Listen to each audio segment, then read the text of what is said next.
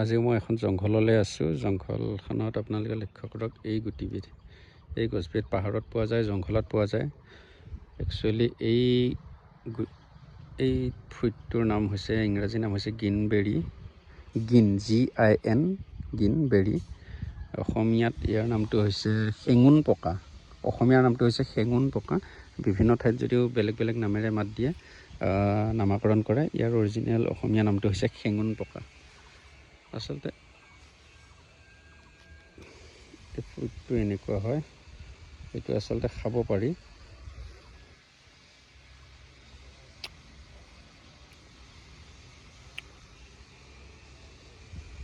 ভিতৰত এনেকুৱা কলা গুটি পোৱা যায়, আৰু কথাটো হ'ল এণ্টি অক্সিডেণ্ট, তাৰপিছত ডায়েবেটিছ কণ্ট্ৰল এণ্ড আপোনাৰ হেল্থৰ কাৰণে ভাল। এইটো কেঁচা এনেকৈ পকাৰ পিছত খাব পাৰে, জুচ বনাই খাব পাৰে, বা এনেকৈ কেঁচা কেঁচা মই খোৱাৰ দৰে তেনেকৈ খাব পাৰে। মিঠাত অলপ টেঙা মিঠা লাগে। টেঙাটো কম বাৰু, মিঠাৰ পৰিমাণটো বেছি হৈ যায়। খাব পাৰে। ই একচুৱেলি ডায়েবেটিছ কণ্ট্ৰল, চুগাৰ ফেটি বুলিও কয় কিছুমানে। চুগাৰৰ ঔষধত যিহেতু আপোনাৰ হেৰি কৰিব নোৱাৰে, মিঠা খাব নোৱাৰে, কিন্তু এইটো ফ্ৰুইট পাৰে আচলতে খাবলৈ। এই ডায়েবেটিছ এনেও কণ্ট্ৰলো কৰে এইটো খালে। আপোনালোকে খাই চাব পাৰে।